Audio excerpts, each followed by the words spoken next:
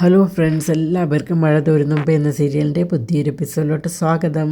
അപ്പോൾ ഇന്നത്തെ എപ്പിസോഡ് തുടങ്ങുന്നത് നമ്മുടെ ശിവേട്ടൻ ബാലചന്ദ്രനെ വിളിക്കുകയാണ്. എന്നിട്ട് കാര്യങ്ങളൊക്കെ പറയുകയാണ്. അപ്പോൾ ഞങ്ങളെല്ലാവരും കൂടെ അങ്ങോട്ട് വരാനായിട്ട് ഇരിക്കുകയാണ്. ഇനി തിരുവനന്തപുരത്ത് നിന്ന് രാവുണ്ണിമാവൻ്റെ മക്കളും കൂടി വന്നാൽ ഞങ്ങൾ അങ്ങോട്ട് വരുമെന്നൊക്കെ പറയുകയാണ്. ഞങ്ങൾ വന്നു കഴിഞ്ഞാൽ എന്തായാലും അലീനെ അവിടെ അടിച്ചിറക്കുമെന്ന് തന്നെയാണ് ശിവേട്ടൻ പറയുന്നത്. അപ്പോൾ ഇതൊക്കെ കേട്ടിട്ട് ബാലചന്ദ്രൻ ഒട്ടും ടെൻഷനില്ല. നിങ്ങളിങ്ങോട്ട് വരൂ, വന്നിട്ട് നമുക്ക് കാര്യങ്ങളൊക്കെ തീരുമാനിക്കാം, എനിക്ക് നിങ്ങളുടെ തള്ളു കേൾക്കാൻ താല്പര്യമില്ല എന്നൊക്കെ ബാലചന്ദ്രൻ പറഞ്ഞിട്ട് കോൾ കട്ട് ചെയ്യുകയാണ്.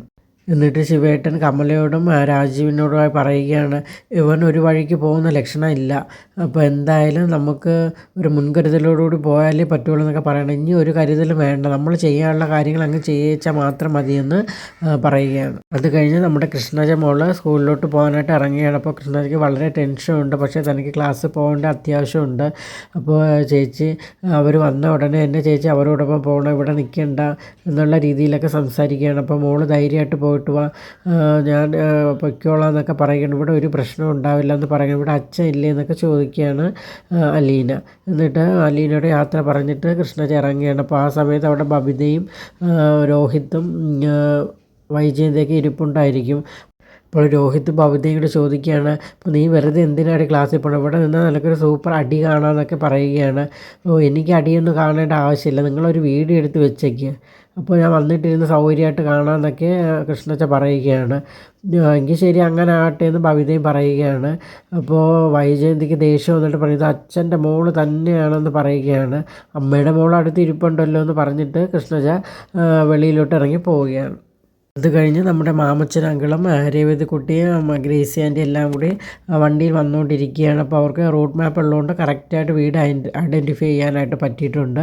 അപ്പോൾ വീടിൻ്റെ ഫ്രണ്ട് വണ്ടി നിർത്തിയാണ്, ഇനി ലെഫ്റ്റോട്ട് ആണ് പോകാനായിട്ട് പറയുന്നത് എന്നാണ് മാപ്പിൽ കാണിക്കുന്നതെന്ന് രേവതിക്കുട്ടി പറയുന്നത്.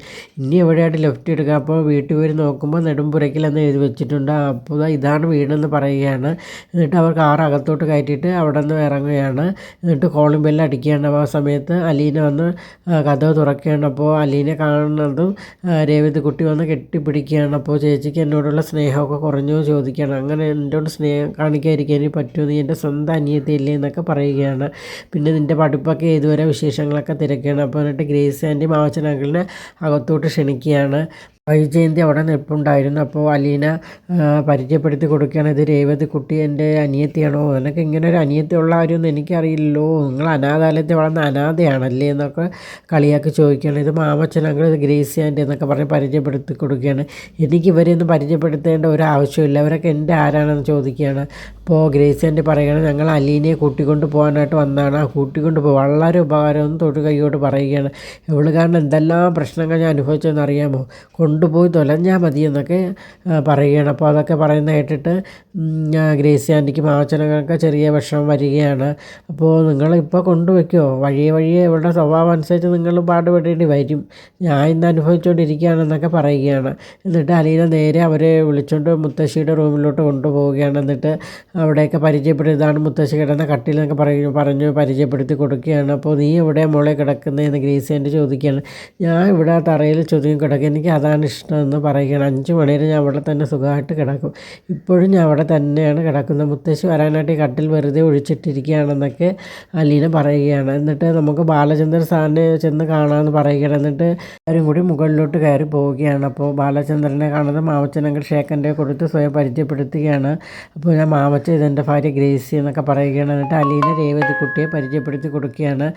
ഇത് എൻ്റെ അനിയത്തിയാണ്, അച്ഛനെ അറിയാമല്ലോ എന്നൊക്കെ ചോദിക്കണം. എനിക്കറിയാം എന്നൊക്കെ പറയണം. നിങ്ങൾ വരുന്ന കാര്യമൊന്നും അലീന ഇതുവരെ എന്നോട് പറഞ്ഞിട്ടില്ലായിരുന്നു എന്ന് പറയുകയാണ്. വളരെ ഗൗരവത്തോടു കൂടിയാണ് ബാലചന്ദ്രൻ അവരോട് സംസാരിച്ചത്.